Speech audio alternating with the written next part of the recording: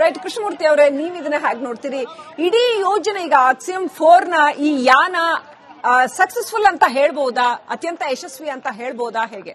ಅಥವಾ ನೀವು ಶುಭಾಂಶ್ ಅವ್ರು ನೋಡಿದ್ಮೇಲೆ ಹೇಳ್ತೀನಿ ಅಂತೀರಾ, ಏನ್ ಹೇಳ್ತೀರಾ? ಇದು ಫೈನಲ್ ಒಂದು ಸ್ಟೆಪ್ ಇದೆ. ಓಕೆ, ಇನ್ನೊಂದು ಶಿಪ್ ಮೇಲೆ ಅದನ್ನ ತಗೊಂಡೋಗಿ ಕೂರಿಸ್ತಾರೆ. ಇಡೀ ಓಕೆ, ಈಗ ಅದು ಓಪನ್ ಅಪ್ ಆಗಲ್ಲ, ಇಡೀ ಇದನ್ನ ಕ್ಯಾರಿ ಮಾಡ್ತಾರೆ. ಸಮುದ್ರದಲ್ಲಿ ಅವರನ್ನ ವೆಲ್ಕಮ್ ಮಾಡಕ್ ಆಗಲ್ಲ. ತಗೊಂಡೋಗಿ ಶಿಪ್ ಅಲ್ಲಿ ಅದನ್ನೇ ಅವರು ಅದೇನ್ ಪುಲೀಸ್ ಹಾಕ್ಬೇಕು ಅದನ್ನ ಹಾಕ್ತಾ ಇದಾರೆ ಈಗ. ಸೊ ಅದ್ ಹಾಕಿರ್ತಾರೆ, ಅಲ್ಲಿಗೆ ಮುಗೀತು. ಈಗ ಆಗೋಯ್ತು, ಏನು ತೊಂದರೆ ಇಲ್ಲ, ಸೇಫ್ ಆಗಿ ಲ್ಯಾಂಡ್ ಆಗಿದೆ. ನೋ ಮೋರ್ ಡೇಂಜರ್ಸ್ ಏನಿಲ್ಲ. ಈಗ ಏರೋಪ್ಲೇನ್ ಬಂದು ಇಲ್ದಾಗಿದೆ, ಇನ್ ಜಸ್ಟ್ ಡೋರ್ ತೆಗೆದು ಏಣಿ ಇಟ್ಟು ಕರ್ಕೊಂಡು ಹೋಗೋದು ಅಷ್ಟೇ, ಆ ತರ ಬಂದಿದೆ. ಇಷ್ಟೊಂದು ನಾವು ಏನು ನಮ್ಮ ದೇಶ ಇವತ್ತು ಖುಷಿ ಹಾಕಿ ಎಲ್ಲ ಚಪ್ಪಾಳಿ ತಟ್ತಾ ಇದೀವಿ. ಇದು ಮಾಡೋ ಉದ್ದೇಶ ಏನು ಅಂತಂದ್ರೆ, ಒಬ್ಬ ವ್ಯಕ್ತಿನಲ್ಲಿ ಕಳಿಸ್ಬಿಟ್ಟು ವಾಪಸ್ ಕರ್ಕೊಂಡ್ಬಂದು ನಾವು ದೊಡ್ಡವರು ಅಂತ ಹೇಳ್ಕೊಳೋದಲ್ಲ. ನಮ್ಮದೇ ಆದ ಒಂದು ಗಗನಯಾನ್ ಬರ್ತಾ ಇದೆ ಇನ್ನೊಂದು 3 ವರ್ಷದಲ್ಲಿ, ಇನ್ನೊಂದು 10 ವರ್ಷದಲ್ಲಿ ನಮ್ಮದೇ ಆದ ಅಂತರಿಕ್ಷ ನಿಲ್ದಾಣ ಆಗತ್ತೆ. ಅದಕ್ಕೆ ಒಂದು ಮೈಲಿಗಲ್ಲುಗಳು. Beautiful big dreams. ಹೌದು, ನಾವು ನಮ್ಮ ದೇಶ ಆತರ ಬಂದಿದೆ. ಇದು ಪ್ರಪಂಚದಲ್ಲಿ 4ನೇ ದೇಶ ಆಗ್ತೀವಿ ನಾವು, having our own space craft to go to space. Gaganyaan ಬಂದಾಗ ನಮ್ಮ ದೇಶ ಆಗತ್ತೆ. ಅದಕ್ಕೆ ಒಂದು ಮುಂಚೂಣಿ, ಒಂದು ಮೈಲಿಗಲ್ಲು. ಆ ರೀತಿ ನಾವು ಇದನ್ನು ಓಕೆ.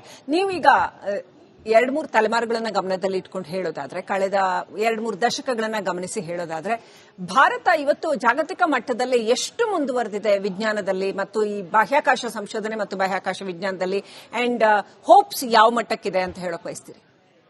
ಈಗ ಮೊದಲಾದ್ರೆ ನಮ್ಮನ್ನ ಇಂಡಿಯಾ ಅಂತ ಕನ್ಸಿಡರ್ ಮಾಡ್ತಿರ್ಲಿಲ್ಲ ಬೇರೆ ದೇಶದಲ್ಲಾದ್ರೆ. ಈಗ ಎಲ್ಲರೂ ಇಂಡಿಯಾನ ಸೀರಿಯಸ್ ಆಗಿ ನೋಡ್ತಾ ಇದ್ದಾರೆ. ತುಂಬಾ ಸೀರಿಯಸ್ ಆಗಿ ನೋಡಿದ್ ಯಾವಾಗ ಅಂದ್ರೆ, ಒಂದು ಮಂಗಲ್ಯಾನ್ ಮಾಡಿದಾಗ.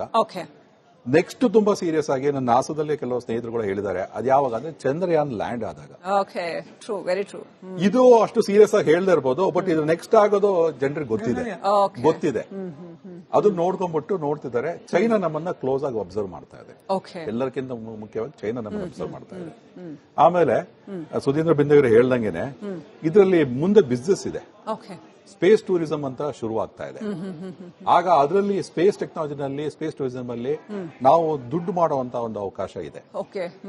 ಸೊ ಈಗ ಸೆಮಿಕಂಡಕ್ಟರ್ ಅಲ್ಲಿ, ಆರ್ಟಿಫಿಷಿಯಲ್ ಇಂಟೆಲಿಜೆನ್ಸ್ ಅಲ್ಲಿ, ಕ್ವಾಂಟಮ್ ಕಂಪ್ಯೂಟಿಂಗ್ ಅಲ್ಲಿ ಯಾವ ರೀತಿ ದುಡ್ಡು ಮಾಡ್ತಾ ಇದ್ದಾರೆ, ಈ ಒಂದು ಹೊಸ ಒಂದು ಅವೆನ್ಯೂ ಓಪನ್ ಆಗ್ತಾ ಇದೆ. ಸೊ ಈಗ ಡ್ರ್ಯಾಗನ್ ಕ್ಯಾಪ್ಸೂಲ್ ನ ಒಂದು ಶಿಪ್ ಗೆ ಟ್ರಾನ್ಸ್ಫರ್ ಮಾಡ್ತಾರಾ? ಹೌದು, ಶೇನನ್ ಅಂತೇಳಿ ಒಂದು ಶಿಪ್ ಇದೆ, ಆ ಶಿಪ್ ಗೆ ಅದನ್ನು ಟ್ರಾನ್ಸ್ಫರ್ ಮಾಡ್ತಾರೆ. ಓಕೆ. ಸೊ ಅಲ್ಲಿಂದ ಅವರು ಅದನ್ನ ಲ್ಯಾಂಡ್ ಗೆ ಪೋರ್ಟ್ ಗೆ ತಗೊಂಡ್ಬರ್ತಾರೆ. ಅದು ತಗೊಂಡ್ಬಂದು ಅವರು, ಯಾಕೆಂದ್ರೆ ಈಗ ಅವರು ಎದ್ದಿ ನಡ್ಕೊಂಡ್ ಬರೋ ಲೆವೆಲ್ ಅಲ್ಲಿ ಇರಲ್ಲ. ಮರ್ತ್ಬಿಟ್ಟಿರ್ತಾರೆ, ಹಾಗಾಗಿ ವಾಕ್ ಮಾಡೋದೇ ಮರ್ತಿರ್ತಾರೆ. ಆಮೇಲೆ ಹ್ಯೂಮನ್ ಫಿಸಿಯಾಲಜಿ ತಾವು ಒಂಚೂರು ಅರ್ಥ ಮಾಡ್ಕೊಬೇಕು. ಒಬ್ಬ ಮನುಷ್ಯನಿಗೆ ಮಧ್ಯದಲ್ಲಿ ಹಾರ್ಟ್ ಇದೆ, ಕೆಳಗೆ ಕಾಲಿದೆ, ಮೇಲ್ಗಡೆ ತಲೆ ಇದೆ. ಆದ್ರೆ ತಲೆಗೆ ತುಂಬಾ ಬ್ಲಡ್ ಹೋಗುತ್ತೆ, ಕಾಲಿಗೆ ಕಡಿಮೆ ಬ್ಲಡ್ ಹೋಗುತ್ತೆ. ನಮ್ದೊಂದು 20 to 30% ಆಫ್ ಬ್ಲಡ್ ಬ್ರೈನಿಗೆ ಹೋಗುತ್ತೆ ಮ್ಯಾಕ್ಸಿಮಮ್. ಯಾಕೆ ಬ್ರೈನ್ ತುಂಬಾ ಕನ್ಸ್ಯೂಮ್ ಮಾಡುತ್ತೆ. ನೀವು ಗ್ರಾವಿಟಿ 2G 3G 4G ಆಗ್ತಾ ಹೋದ್ರೆ, ನೀವು ನಿನ್ಕಂಡಂಗೆ ನಿಮ್ಗೆ ಎಕ್ಸ್ಪೀರಿಯನ್ಸ್ ಆಗ್ಬಿಟ್ರೆ, ಬ್ಲಡ್ ಮೇಲ್ ಹೋಗ್ಬೇಕು, ಪಂಪ್ ಮೇಲ್ ಮಾಡಬೇಕು. 1G ನಲ್ಲಾದ್ರೆ 1 level pump ಮಾಡ್ತಿರುತ್ತೆ. 2G 3G 4G ಆಗ್ತಾ ಹೋದಾಗ ಆಗ ನಮ್ಮ ಪಂಪ್ ಅಷ್ಟು ಎಫೆಕ್ಟಿವ್ ಆಗಿ ಕೆಲಸ ಮಾಡಲ್ಲ. ಅದಕ್ಕೋಸ್ಕರ ನಾವು ಅವ್ರನ್ನ ಹೋಗ್ಬೇಕಾದ್ರೆ ಒಂದು ನ್ಯೂಟ್ರಲ್ ಪೊಸಿಷನ್ ಮಲಗಿಸ್ತೀವಿ. ಅತ್ಲ ಕುತ್ಕೊಂಡಂಗೂ ಇರಲ್ಲ, ಇತ್ಲ ಮಲ್ಕೊಂಡಂಗೂ ಇರಲ್ಲ, ನಿನ್ಕೊಂಡಂಗೂ ಇರಲ್ಲ, ಆ ತರ ಪೊಸಿಷನ್ ಅಲ್ಲಿ. ಸೊ ದಟ್ ಹಾರ್ಟ್ ಪಂಪ್ ಮಾಡುವ, ತಲೆಗೆ ಹೋಗೋ ಬ್ಲಡ್ ಆರಾಮಾಗಿ ನಿಧಾನಕ್ಕೆ ಈಸಿಯಾಗಿ ಹೋಗ್ಲಿ ಅಂತ. ಇದನ್ನು ಫೈಟರ್ ಪೈಲಟ್ಸ್ ಗಳು ಏನ್ ಮಾಡ್ತಾರೆ ಅಂತಂದ್ರೆ, ಅರ್ಥದಲ್ಲಿ ಕೂತ್ಕೊಳಕ್ಕಾಗಲ್ಲ, ಯಾಕಂದ್ರೆ ಫೈಟರ್ ಪೈಲಟ್ಸ್ ಬೇರೆ ಕೆಳಗೆ ಎಲ್ಲ ಹೋಗ್ಬೇಕಾದ್ರೆ. ಅದಕ್ಕೆ ಅವ್ರು ಏನ್ ಮಾಡ್ತಾರೆ, ಕಾಲಿಗೆ ಹಗ್ಗ ಕಟ್ತಾರೆ. ಅದಕ್ಕೆ ಜಾಕೆಟ್ಸ್ ಅಂತಾರೆ, ಬ್ಲಡ್ ಜಾಕೆಟ್ಸ್ ಅಂತಾರೆ. ಆ ಜಾಕೆಟ್ಸ್ ಗಳನ್ನ ಕಟ್ಬಿಟ್ಟು ಕಾಲಿಗೆ ಬ್ಲಡ್ ಫ್ಲೋ ಹೋಗೋದನ್ನ ಸ್ವಲ್ಪ ಕಡಿಮೆ ಮಾಡ್ತಾರೆ. ಸೊ ಈ ತರ ನಮಗೆ ಬ್ರೈನಿಗೆ ಜಾಸ್ತಿ ಬೇಕು, ಇಲ್ಲಾಂದ್ರೆ ಎಲ್ಲ ಕೆಳಗೆ ಹೋಗ್ಬಿಡುತ್ತೆ. ಯಾಕೆಂದ್ರೆ ನಾವು ಗ್ರಾವಿಟಿಯಲ್ಲಿ ಇದ್ದ ಅಭ್ಯಾಸ ನಮಗೆ ಮನುಷ್ಯನಿಗೆ ಕೆಳಗೊಂದು ಇರಬೇಕು, ಮೇಲಿರಬೇಕು. ಆಲ್ವೇಸ್ ನಮಗೆ ಕೆಳಗೆ ಮೇಲೆ ಇರಲೇಬೇಕು. ಸ್ಪೇಸ್ ಅಲ್ಲಿ ಕೆಳಗೆ ಮೇಲೆ ಇಲ್ಲ. ಸೊ ಈಗ ಅಲ್ಲಿಗೆ ಅಡ್ಜಸ್ಟ್ ಆಗ್ಬಿಟ್ರೆ ಇಲ್ಲಿಗೆ ಆಗಲ್ಲ. ಈಗ ಸ್ಪೇಸ್ ಅಲ್ಲಿ ಮಸಲ್ ಬೇಡ ಅಂತ ಹೇಳಿದ್ರಲ್ಲ, ಸ್ಪೇಸ್ ಅಲ್ಲಿ ಮಸಲು ಬೇಡ, ಬೋನು ಬೇಡ. ಸ್ಪೇಸ್ ಅಲ್ಲಿ ಏನು ಬೇಡ, ಯಾಕೆಂದ್ರೆ ಫ್ಲೋಟ್ ಆಗ್ತಾ ಇರ್ತೀವಿ. ಹಾಗಾಗಿ ಮಸಲ್ ಲಾಸ್ ಆಗಿದೆ, ಬೋನ್ ಲಾಸ್ ಕೂಡ ಆಗತ್ತೆ. ಸೊ ನಾವು ಗ್ರಾವಿಟಿಯಲ್ಲಿ ಇರೋದ್ರಿಂದ ನಮಗೆ ನಮ್ಮ ಫಿಸಿಯಾಲಜಿ ಅರ್ತ್ ಗ್ರಾವಿಟಿ ಡಿಸೈನ್ ಆಗಿದೆ. ಓಕೆ. ಸೊ ನಾನು ಆ ಒಂದು ಆಸಕ್ತಿಕರ ಪ್ರಶ್ನೆಗೆ ಬರಬೇಕು ಅಂತಿದ್ದೆ. ಏನಂತ ನಾವು ಆ ಬ್ಯೂಟಿಫುಲ್ ದೃಶ್ಯಗಳನ್ನ ನೋಡ್ತಾ ಇದ್ವಿ, ಬಹಳ ಹತ್ತಿರದಿಂದ ನೋಡೋದಕ್ಕೆ ಸಾಧ್ಯ ಆಗ್ತಾ ಇದೆ ಡ್ರ್ಯಾಗನ್ ಕ್ಯಾಪ್ಸೂಲ್ ನಾವು ಇಷ್ಟೊಂದು ಎಕ್ಸ್ಪ್ಲೈನ್ ಮಾಡಿದೀವಿ ನಿನ್ನೆಯಿಂದ. ಬಟ್ ಇಷ್ಟು ಹತ್ತಿರದಿಂದ ಅದು ಹೋಗುವಾಗ ನೋಡಿದ್ಬಿಟ್ರೆ ಈಗ ವಾಪಸ್ ಯಶಸ್ವಿಯಾಗಿ ಸರ್ ಬಹಳ ಚೆನ್ನಾಗಿ ಆ ಮಾಡೆಲ್ ನ ತೋರಿಸಿದ್ರು. ಹಾಗೆ ಅದರ ಮಧ್ಯಭಾಗವನ್ನ ಅದರ ಟ್ರಂಕ್ ನ ಉದುರಿಸ್ಕೊಂಡು ಜಸ್ಟ್ ಆ ತುದಿ ಮಾತ್ರ ಸರ್ ತೋರಿಸಿ ಸರ್ ಅದು ಆ ತುದಿ ಮಾತ್ರ ನೋಡಿ ಅವ್ರು ಆ ಮಾಡೆಲ್ ನ ತೋರಿಸಿದ್ರು. ಆತರ ಆ ತುದಿ ಮಾತ್ರ ಬಂದು ಬಿದ್ದಿರ್ತಕ್ಕಂಥದ್ದು ಡ್ರ್ಯಾಗನ್ ಕ್ಯಾಪ್ಸೂಲ್ ಹೇಗಿದೆ ಅನ್ನೋದನ್ನ ನಾವು ನೋಡ್ತಾ ಇದೀವಿ. ಆ ದೃಶ್ಯಗಳನ್ನ ನೋಡ್ತಾ ಇದ್ವಿ ಬಹಳ ಹತ್ತಿರದಿಂದ ನೋಡಿ ಆ ಇಡೀ ಡ್ರ್ಯಾಗನ್ ಕ್ಯಾಪ್ಸೂಲ್ ನ ನೋಡ್ತಾ ಇದೀವಿ. ಅದು ಯಾವ ತರ ಇದೆ ಅನ್ನೋದು ಆ ಶಿಪ್ಸ್ ಮತ್ತೆ ಬೋಟ್ಸ್ ಅದ್ರ ಹತ್ರ ಹೋಗ್ತಾ ಇದೆ ಅಷ್ಟೇ. ಆ ಭಾಗ ಮಾತ್ರ ಉಳ್ಕೊಂಡಿದೆ. ಆ ಇಡೀ ಕ್ಯಾಪ್ಸೂಲ್ ನ ಟ್ರಂಕ್ ಭಾಗ ಉದುರಿ ಆ ಕೊನೆಯ ತುದಿಯ ಭಾಗ ಮಾತ್ರ ಉಳ್ಕೊಂಡು ಅದು ಮಾತ್ರ ಬಂದು ಸಮುದ್ರಕ್ಕೆ ಬಿದ್ದಿರ್ತಕ್ಕಂಥ ದೃಶ್ಯಗಳನ್ನ ನೋಡ್ತಾ ಇದೀವಿ. ಅದರ ಹತ್ರ ಬೋಟ್ಗಳು ಹೋಗ್ತಾ ಇದೆ ಮತ್ತು ಅದನ್ನ ಇಡೀ ಕ್ಯಾಪ್ಸೂಲ್ ಅನ್ನ ಒಂದು ಶಿಪ್ಗೆ ಟ್ರಾನ್ಸ್ಫರ್ ಮಾಡುವಂತ ಕೆಲಸ ನಡೀತಾ ಇದೆ. ಬಹಳ ಯಶಸ್ವಿಯಾಗಿ ಆ ಡ್ರ್ಯಾಗನ್ ಕ್ಯಾಪ್ಸೂಲ್ ಭೂಮಿಯನ್ನ ಸ್ಪರ್ಶ ಮಾಡಿದೆ. ನೋಡಿ ನೇವಿಯ ಜನಗಳು ಅದ್ರ ಹತ್ರ ಅಪ್ರೋಚ್ ಆಗ್ತಾ ಇದ್ದಾರೆ. ನೀವು ಅದನ್ನ ಕೂಡ ದೃಶ್ಯದಲ್ಲಿ ನೋಡಬಹುದು. ಕರಾವಳಿಯ ಸಮುದ್ರ ತೀರಕ್ಕೆ ಅದೇನು ಬಂದು ಇಳಿದಿದೆ, ಅದರ ಹತ್ರ ನೇವಿಯ ಕಮಾಂಡೋಸ್ ಅಪ್ರೋಚ್ ಆಗ್ತಾ ಇರೋದನ್ನ ನೋಡ್ತಾ ಇದೀವಿ. ಅದಕ್ಕೀಗ ಟೈ ಮಾಡಿ ಅದನ್ನ ಒಂದು ಶಿಪ್ಗೆ ಅವರು ಟ್ರಾನ್ಸ್ಫರ್ ಮಾಡ್ತಾರೆ. ಓಕೆ